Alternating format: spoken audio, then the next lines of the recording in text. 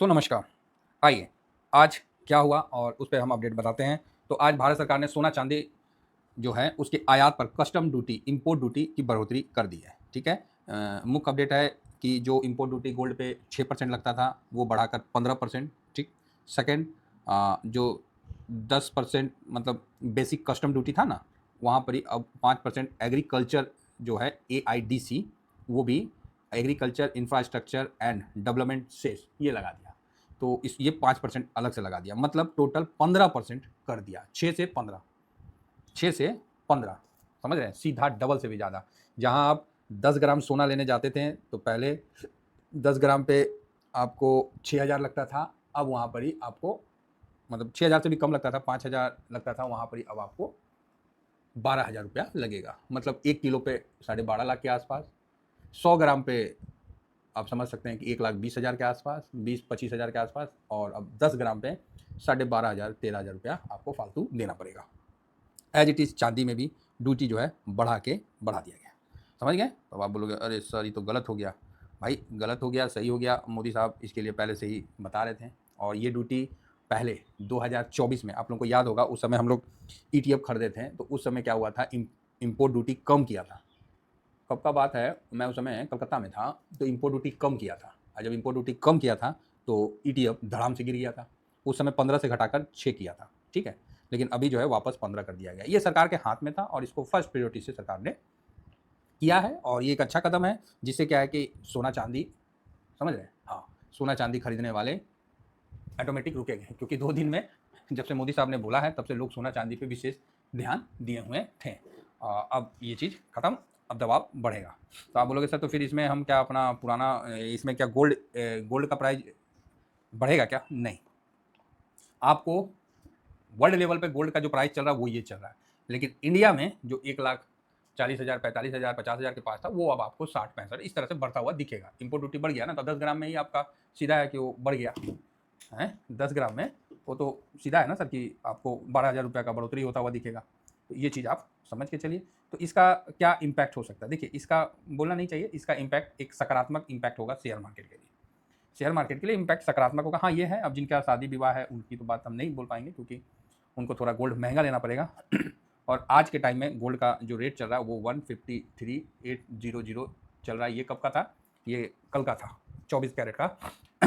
ये 12 मई का रेट था, है ना। ये अभी रेट अपडेट नहीं हुआ है, क्योंकि अभी जो भी है ये मतलब अभी अपडेट नहीं हुआ है, तो हो जाएंगे और इसका इम्पैक्ट आपको देखने को मिलेगा। आपको जो 22 कैरेट जो था वो ये था 1,40,000। तो अब देखिए यहाँ कितना इम्पैक्ट होता है। ETF में तो अच्छी बूम आएगी, ये तो मान के चलिए, ETF में तो अच्छी तेज़ी आएगी, कोई डाउट नहीं है। चलिए शुरू करते हैं। बाकी इसका इम्पैक्ट ये होगा कि जो हमारा इम्पोर्ट में जो डॉलर जाता था वो आपको डॉलर मजबूत होता हुआ थोड़ा दिखेगा। देखिए, आप सरकार के साथ चाहो या ना चाहो, लेकिन जितना हो सके सरकार अपने डॉलर रिजर्व को बचाने के लिए हर वो प्रयास कर रही है। तो यहाँ आप देख सकते हैं, और मोदी साहब का अपील भी है कि आप नहीं कर दे, ठीक है, 1 साल आदमी थोड़ा रुक जाएगा, मोदी साहब का यही कहना है। फिर उस समय वो कम कर देंगे इम्पोर्ट ड्यूटी, तो आपको एक मतलब 12 मतलब 10% 9% का उनके पास एक हेज रहेगा कि सरकार जब कम कर देगी तो सोना 9% सस्ता हो जाएगा। तो ये है। अब आप बोलोगे सर तो इसका ये मतलब नहीं होगा ना कि सोना ऊपर नहीं बढ़ेगा? हाँ ऊपर बढ़ेगा, वो अलग बात है। लेकिन अभी सोना मतलब बिल्कुल आज की तेज़ी, उसके बाद इसमें फंसेंगे वो नए नए जो जंगी पीढ़ी माइंडसेट के जो लोग हैं। इसमें उम्र कोई मायने नहीं है, वो क्या है कि वो देखेंगे और उसमें फंसेंगे।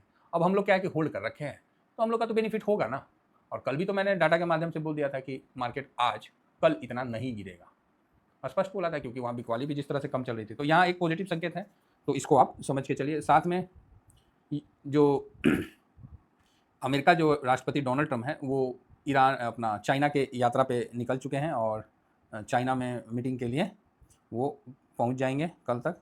और जो मीटिंग चलने वाली है तो उस पर काफ़ी फोकस रहेगा, क्योंकि अमेरिका का हालत और भी थोड़ा ख़राब हुआ है। तो उसका कारण क्या है कि वहाँ भी महंगाई बढ़ के आया है।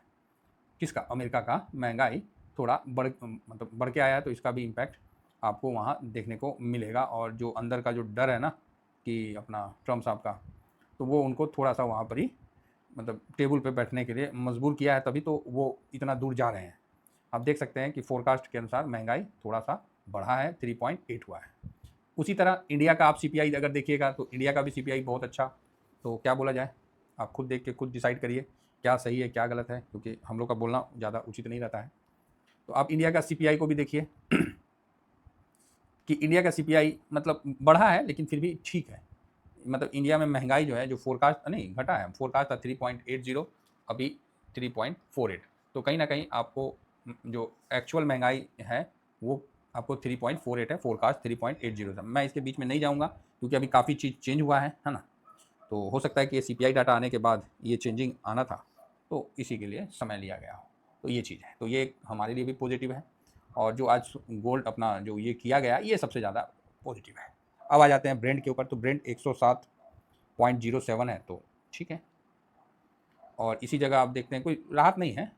और यूएस का जो कल मैंने आप लोगों को बताया था 10 ईयर बॉन्ड यील्ड, ये 4.46 पे चला गया है, अलार्म बज चुका है। अब जब जो होना है वो आप लोगों के सामने ही रहेगा, है ना, क्योंकि अलार्म तो बज ही चुका है। अब इसका ये मतलब नहीं ना अलार्म बज गया तो तुरंत मतलब समय लेगा, लेकिन ये है, लेकिन इसका जो है ना अल्टरनेट लोग जानते हैं कि करना क्या है। अब यहाँ देखिए आईटी में दबाव दिख रहा है, इन्फोसिस 2% है, एचडीएफसी बैंक भी हल्का है और डॉक्टर रेड्डी 5% है, मतलब हर जगह आपको दबाव देखने को मिल रहा है। तो ये दबाव हमने ऑलरेडी झेल लिया, इसलिए एडीआर को आज हम इग्नोर करते हैं। आप बोलोगे सर आप बहुत बड़ी बात बोल रहे हो, बात बोल रहा हूँ कुछ सोच समझ के ही बोल रहा हूँ। हम एडीआर को थोड़ा सा इग्नोर करते हैं क्योंकि हो गया बहुत एडीआर, आज एडीआर को हम इग्नोर करेंगे, ठीक है। अब रही बात नीचे के लेवल से, दाव में भी अच्छी रिकवरी हुई और वो अपने आप को प्लस में मजबूत हुआ। सेम नेस्डेक में भी वही रहा और S&P 500 में भी एज इट इज रहा। S&P 500 टॉप 50 ये बहुत क्लियर डिसीजन देता है यूएस मार्केट का।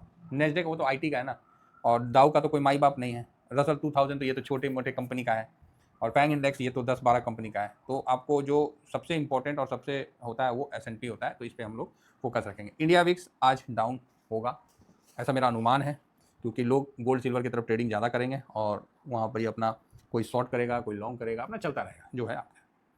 तो ये चीज़ है। अब हम आ जाते हैं अपने डाटा पे, और यूएस डॉलर इंडेक्स 98.17 पे है, रुपया 95.57, जो कि 80 तक 77 तक गया था ना, तो वहाँ से हाँ यस 95.77 तक गया था या 80 तक गया था जो भी है। तो यहाँ पर ये थोड़ा सा मजबूत होता हुआ दिखा है। अब ये मजबूत होगा, अभी ये 95 से भी नीचे आएगा, क्योंकि भारत दुनिया का बहुत बड़ा गोल्ड बायर है और गोल्ड पे इंपोर्ट ड्यूटी बढ़ने से लोग, अब स्वाभाविक है ना कि सोना आदमी, सोना का पैसा, सोना महंगा था और महंगा कर दिया। आम आदमी के वो पहले ही पहुंच में नहीं था और अब थोड़ा और महंगा हो गया तो और पहुंच से बाहर हो गया, है ना। तो अभी अब आप सोना खरीदोगे तो नुकसान खाओगे, क्योंकि यहाँ 9% का हेज सरकार अपने पास रख लिया है। कभी ये 9% कम करेगा तो उसी तरह का गिरावट आएगा। 2024 में आया था ना गिरावट, हम लोग उसका भुगत भोगी है कि सब कुछ पोजीशन बना रखा है, धड़ाम से नीचे आ गया, धड़ाम से नीचे आ गया, तो भुगत भोगी है हम लोग। होल्डिंग में था, नीचे आ गया तो पता गिर गया भाई। आप लोग पूछे तो बोले भाई वो कट गया, वो थोड़ी हम लोग को बता के किया है बता के किया है क्या, और चलो अच्छा है। और अब यहाँ आते हैं FIS और DIS का जो डाटा है उस पर हम लोग चर्चा करते हैं। तो कल 1959 करोड़, और कल जो टोटल कुल मिला के कम बेचा था, है ना, कल कम बेचा था एक तरह से। तो कल कम बेचा था तो एक मतलब हमने जो आपको पूरा कॉन्ट्रैक्ट और डाटा के बेस पे हमने यही आपको बोला कि आज के लिए, कल ही हमने बोल दिया था कि नहीं बड़ा माइनस आप नहीं दिखा सकते हो, नहीं कर सकते हो, आप चाहे जो करना करो, क्योंकि स्थिति वैसी नहीं है जैसे आप समझ रहे हो। अब आज का डाटा और इम्पोर्टेंट हो जाता है, क्योंकि आज कुछ गड़बड़ फिर से होगा। 11.08 कल हल्का सा माइनस हुआ था, तो अच्छा है आज मार्केट ऊपर रिकवर करेगा, है ना, ऐसा मेरा अनुमान है। 66.88%, क्योंकि देखिए गोल्ड का इंपोर्ट ड्यूटी बढ़ा तो अब ये एक माइंडसेट हो जाएगा कि गोल्ड का पैसा इक्विटी साइड में फ्लो जाएगा, है ना, तो स्वाभाविक है कि इससे बेनिफिट होगा। नेक्स्ट पब्लिक आप देख सकते हैं कि यहाँ 74.09 है, जो कि 0.92% बढ़ा है, और प्रो जो है वो 59.74 है, जो कि 2.5% माइनस हुआ है, बस यही है। तो कुल मिला के ऑल ओके है, घबराने वाली कोई बात नहीं है। आज एक पॉजिटिव मूव बनता हुआ दिख सकता है और अच्छा रहेगा। अब हम आ जाते हैं, तो आप बोलोगे सर सपोर्ट रेसिस्टेंट कहाँ रहेगा, वही है सपोर्ट रेसिस्टेंट, कौन सी ढूंढ रहे हैं आप। यहाँ पर 300 पे सपोर्ट है, रेसिस्टेंट आपको 450, है ना, यही लेवल में है। और इंडिया विक्स 19 पहुंच गया, 19, तो 19 पे आपको बड़ा सावधान होना पड़ता है। तो देखते हैं, अभी ट्रम्प साहब भी पहुंच रहे हैं चाइना, अब उनका क्या रहेगा, तो 2-3 दिन काफ़ी वॉलेटाइल काउंटर रहेगा, है ना। और अगर चाइना मान जाता है कि हम ईरान युद्ध रुकवा देते हैं, तो चाइना फ्री में तो नहीं मानेगा, कुछ लेगा, या तो अपनी गाड़ी का एक्सेस बोलेगा कि हमको यूएस में दो, मतलब कुछ ना कुछ तो चाइना करेगा ना, या तो ताइवान के क्षेत्र में बोल देगा कि इसमें उंगली मत करो। मतलब कुल मिला के देखिए तो अमेरिका बैकफुट पे है और चाइना फ्रंट फुट पे बैठा हुआ है। फिलहाल आइए हम अपने मार्केट को देखते हैं। FIS बिकवाली है, आज कम रहेगा, है ना, आज कम रह सकता है, ऐसा मेरा अनुमान है, बाकी निगेटिव है। DIS, हाँ DIS ठीक है, DIS ठीक है। प्रो ये भी निगेटिव नहीं रहेगा, नो निगेटिव नहीं। India VIX negative, PCR positive.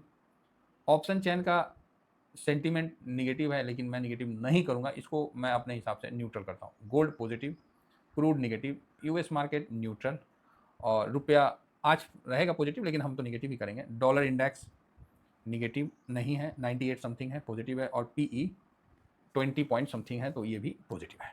तो यहाँ आप देख सकते हैं कि 1 2 3 4 5 फैक्टर आपको पॉजिटिव की तरफ कर रहा है। 1 2 3 4 फैक्टर आपको निगेटिव कर रहा है, और 1 2 3 फैक्टर आपको न्यूट्रल कर रहा है। तो मतलब अगर गैप अप हो जाता है तो फिर आपको वही प्रॉब्लम आ जाएगा। गैप अप हो जाएगा तो आपके सारे दाने खत्म।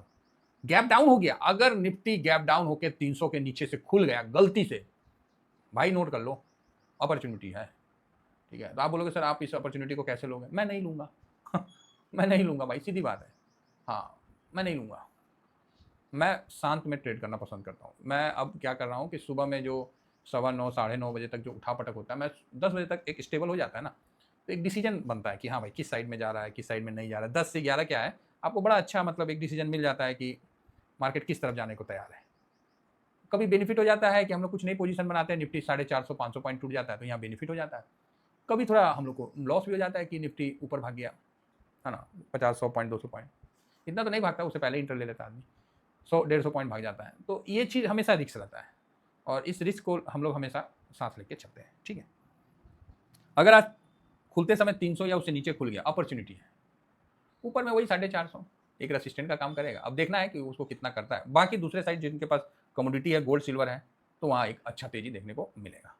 चलिए, आप अपना विचार रख सकते हैं, जरूर रखिए, आपके हर विचार को हम रिस्पेक्ट करते हैं और उस पर हम अपना ध्यान भी देते हैं।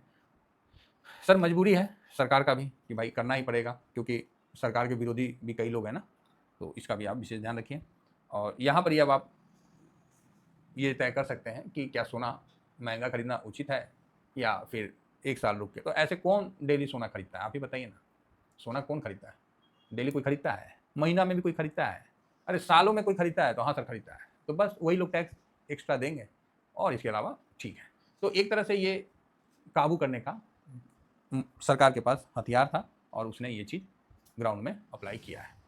उम्मीद करता हूँ कि आप लोगों का व्यू पसंद आया होगा। बाकी ये मेरा फ्री टेलीग्राम है, जरूर ज्वाइन करके रखिए। इस पर मैं देखिए सुबह में अपडेट कर दिया, तो ये सब मैं अपडेट कर देता हूँ जब भी कोई न्यूज़ इस तरह का आता है ना। तो जरूर ज्वाइन करके रखिए। टेलीग्राम का लिंक वीडियो के डिस्क्रिप्शन में है। और ये मेरा शॉर्ट स्विंग है, ये स्विंग है, इस पर मैं आपको जो करता हूँ उसके बारे में ड्यूरिंग मार्केट में बताता हूँ कि सर मैंने ये खरीदा, ये बेचा। आप क्या करोगे वो मुझे नहीं पता, मैं जो करता हूँ उसका मैं आपको स्क्रीनशॉट दे देता हूँ। आपको भरोसा कैसे होगा? स्क्रीनशॉट ना देख के होगा, तो बस वो मैं दे देता हूँ। इवन T1 तक देता हूँ, होल्डिंग पोजीशन का भी देता हूँ। तो चलिए फिलहाल इतना ही कहकर अपनी वाणी को विराम दूंगा। Thank you very much. जय हिंद, जय भारत।